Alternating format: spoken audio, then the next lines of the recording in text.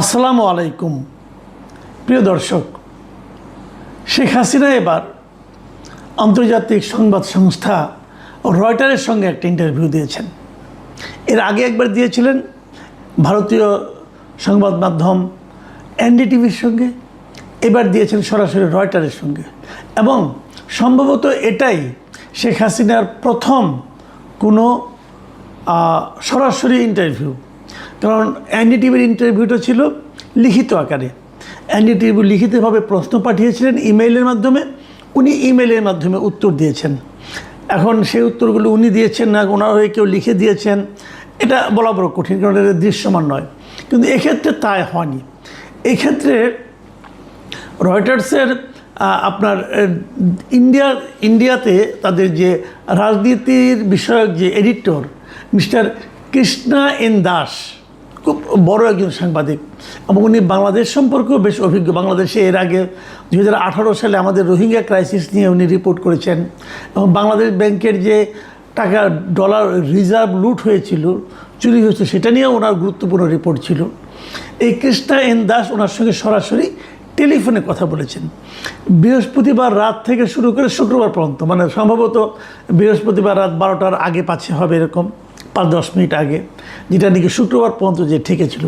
প্রায় 1 ঘন্টারও বেশি সময়ের একটা ইন্টারভিউ টেলিফোনে শেখ হাসিনার সঙ্গে ওনার হয়েছে। এবং সেই ইন্টারভিউয়ে শেখ হাসিনা এবার স্পষ্ট করেই বলেছেন যে উনি ডিসেম্বরের মধ্যে দেশে ফিরছেন।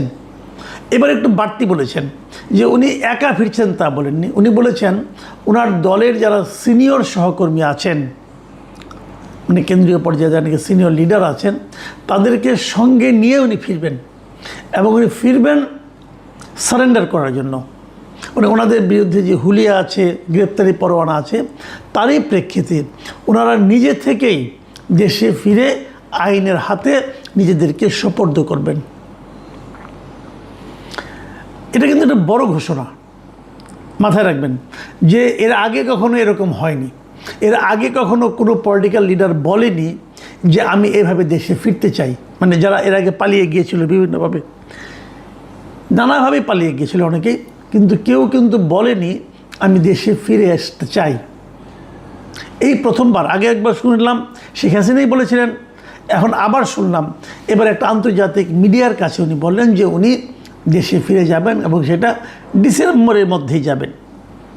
এখন যে উনি কিন্তু বলেছেন উনি আন্দোলন করবেন না, উনি বলেছেন উনি সারেন্ডার করবেন এবং আইনের অনুযায়ী চলবে।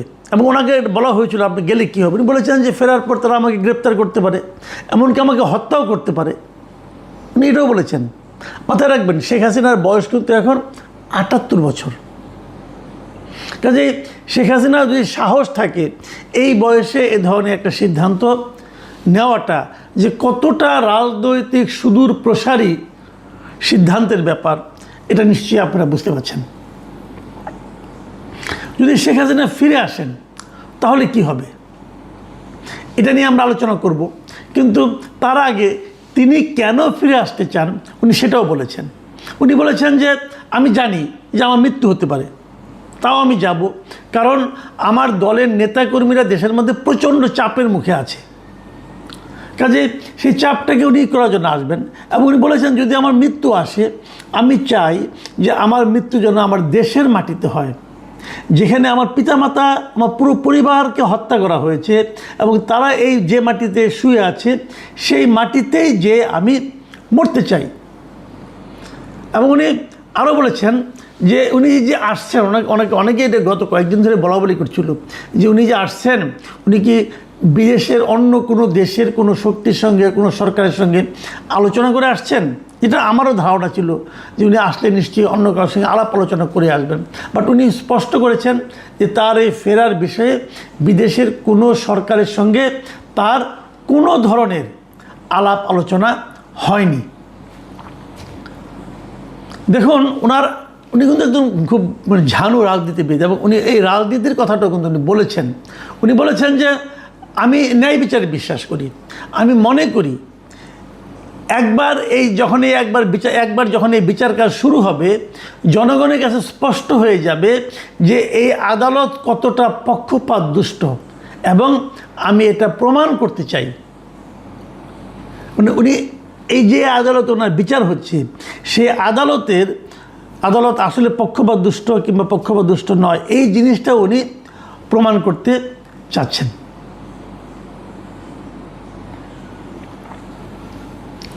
ওনাকে জিজ্ঞাসা করা হয়েছিল যে আপনি যে পালিয়ে গেলেন কেন, আপনি যদি এখন ফিরতেই চাচ্ছেন তো তখন থাকলেন না কেন? উনি যেটা বলেছেন যে জবাবটা সেটা হলো, আমি যে পালিয়ে গিয়েছিলাম তখন আমার জীবন আসলে হুমকির মুখে পড়ে গিয়েছিল, কারণ এই মব অথবা বিশাল একটা জনগোষ্ঠী অথবা ক্রাউড যাই বলেন না কেন, সেটা তার বাসভবনের দিকে যাচ্ছিল, এই জন্য উনি পালিয়ে গিয়েছিলেন, এটা উনি স্বীকার করেছেন। তবে উনি আবার এই কথাটাও বলেছেন যে একটা সরকার যখন লম্বা সময় ধরে ক্ষমতায় থাকে, ভুলভ্রান্তি হতে পারে, কোনো সরকারি ভুলভ্রান্তির ঊর্ধ্বে নয়। তবে একটা সরকারের ভালো বা মন্দ, সঠিক বা ভুল, এর বিচারের ক্ষমতা একমাত্র জনগণের। আমি এটা জনগণের হাতেই ছেড়ে দিতে চাই। তার মানেটা কী দাঁড়াচ্ছে?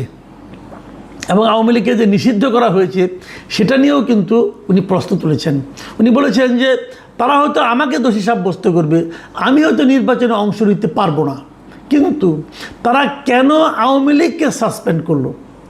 যদি আমরা খারাপ কিছু করে থাকি সেটা জনগণই সিদ্ধান্ত দেবে। দেখুন, আমার কাছে এই জায়গাটা খুব ইন্টারেস্টিং মনে হয়েছে, যে আমি নিজেও বহুবার বলেছি, কিন্তু এই যে নির্বাহী আদেশের মাধ্যমে একটা রাজনৈতিক দলকে নিষিদ্ধ করা, এটা কিন্তু আওয়ামী লীগকে একটা এক্সট্রা মাইলেজ দিয়েছে। এটা আমি বলেছি এবং আমি এটা মনেও করি যে এটা করে সরকার ভুল করেছে। অন্তর্বর্তীকালীন সরকার করেছিল তাদের ব্যাপার, কিন্তু আওয়ামী লীগ কেন এটাকে, সম্ভবত আওয়ামী লীগের কাজটা করেছে জামাত এবং এনসিপির ভয়ে, কিন্তু এটা সরকারকে আমি মনে করি ক্ষতিগ্রস্ত করেছে। তারা জনগণের উপর আস্থা রাখতে পারেনি। এনসিপি এবং জামাত আস্থা রাখতে পারবে না, এটা স্বাভাবিক। তারা আস্থা রাখে, তারা জানে তাদের অবস্থানটা কোথায়, তারা গাইড জুড়ে করতে চায়। কিন্তু বিএনপি কেন এই কাজটা করতে গেল? এই কাজটা বিএনপির ঠিক হয়েছে বলে আমি মনে করি না। বিএনপি হচ্ছে এটাকে আদালতের মাধ্যমে সমাধান করতে চেয়েছি, সেটাও একটা ভালো পদ্ধতি আমি মনে করি, একটা ভালো বিকল্প, কিন্তু সেই কাজটাও বিএনপির উচিত হবে না ঝুলিয়ে রাখা। কিন্তু তারও চেয়ে বড় কথা, আদালত এটা নেওয়ারই কোনো দরকার ছিল না। আমি কালকেও একটা কিন্তু বলেছি, যদি আপনি মানবতা বিরোধী অপরাধের জন্য আওয়ামী লীগকে আদালতের কাঠগড়ায় দাঁড় করান, তাহলে জামাতকে আপনি কেন ছাড় দিবেন? তাহলে জামাতেরও মানবতা বিরোধী, জামাতও তাহলে ওখানে যে সব পরিষ্কার হয়ে ওখানে ক্লিন চিট নিয়ে আসুক, জামাতকেও নিয়ে যান, জামাত প্রমাণ করুক যে তারা মানবতা বিরোধী অপরাধ করে নাই, তো হয়ে গেল, কোনো সমস্যা নাই। যদি আওয়ামী লীগকে নিতে পারেন, জামাতকে নিচ্ছেন না কেন? এই প্রশ্নটা কিন্তু উঠবে। এখন আপনি বলবেন যে আওয়ামী লীগকে তো সরকার নেয় নাই, কেউ একজন মামলা করেছিল। হ্যাঁ, এই মামলাটা কে করেছিল বলেন তো? এই মামলাটা করেছিলেন মিস্টার ববি হাজ্জাজ, এনডিএমের যিনি প্রেসিডেন্ট ছিলেন এবং যিনি এখন এই সরকারের একজন মন্ত্রী, এবং উনি ধানের শীষ প্রতীক নিয়ে মন্ত্রী হয়েছেন, মানে উনি বিএনপিতে জয়েন করেছেন। তাহলে আপনার লোকে তো এই মামলা করছে, কিন্তু এই মামলা অন্তর্বর্তীকালীন সরকারের আমলে, এটা বলে আপনি কিন্তু পার পাবেন না। আপনার একজন প্রতিমন্ত্রী এই মামলার বাদী, তো ওই প্রতিমন্ত্রী জামাতের বিরুদ্ধে মামলা করেন না কেন? জামাতও তো মানবতা বিরোধী অপরাধ করেছে বলে তার বিরুদ্ধে অভিযোগ আছে 71 সালে। তো ওই জায়গাটাতে কিন্তু আসতে হবে আলটিমেটলি। যাই হোক, এই পয়েন্টটাই কিন্তু শেখ হাসিনা তুলেছেন যে তারা দলকে কেন নিষিদ্ধ করলো। দল যদি খারাপ কিছু করে থাকে সেই সিদ্ধান্ত জনগণ দেবে, জনগণের উপর আপনি ছেড়ে দেন। নির্বাচনে আওয়ামী লীগকে নির্বাচন করতে দিলে আওয়ামী লীগ কী করতো না করতে দিলে আমরা দেখতাম, কিন্তু সেই সুযোগটা কিন্তু জনগণকে সেই সিদ্ধান্ত নেওয়ার সুযোগটা দেওয়া হয়নি। প্রশ্ন হচ্ছে যে এই যে শেখ হাসিনা আসছেন, উনি কোনো হোমওয়ার্ক করেছেন? উনি কি কোনো হোমওয়ার্ক করে আসছেন? হ্যাঁ, মনে হয় কিছুর হোমওয়ার্ক উনি করেছেন।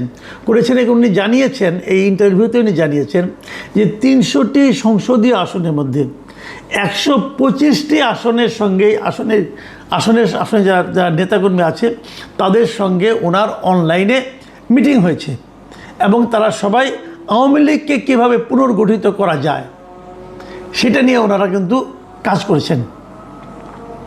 কাজেই ওনার কিছুটা হোমওয়ার্ক আছে।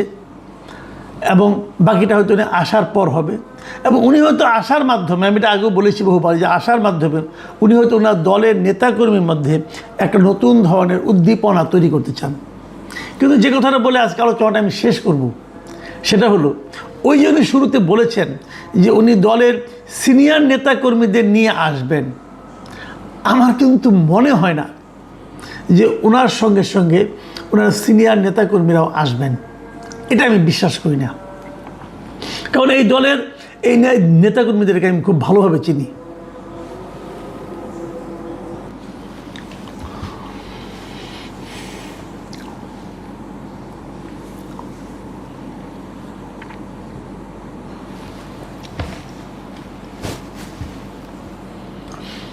পাশাপাশি আমি শেখ হাসিনাকেও চিনি, অনেক দিন ধরে এতে দেখছি। তো আমার বিবেচনায় শেখ হাসিনা খুবই, বাংলাদেশের যত রাজনৈতিক নেতা নেত্রী আছেন তাদের মধ্যে উনি খুবই একজন সাহসী একজন মানুষ।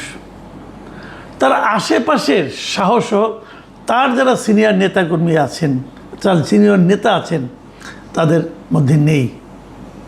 এবং আমার মনে হয় না উনি যখন আসবেন তার সঙ্গে ওবায়দুল কাদের অথবা জাহাঙ্গীর কবির নানক অথবা বাহাউদ্দিন নাসিম, এদের মতো যারা নাকি জাতীয় নেতা এখন যারা ওখানে দাপিয়ে বেড়াচ্ছেন, অথবা আসাদুজ্জামান কামাল, এরা কেউ আসবেন বলে আমার কাছে মনে হয় না। কারণ এরা অনেকটা আরামপ্রিয় এবং তারা তো ওখানে ভালোই আছেন, টাকা পয়সা তো ভালোই বানিয়েছেন, সেগুলো নিয়ে আরামে আছেন। ওনারা জেলে কেন থাকতে যাবেন?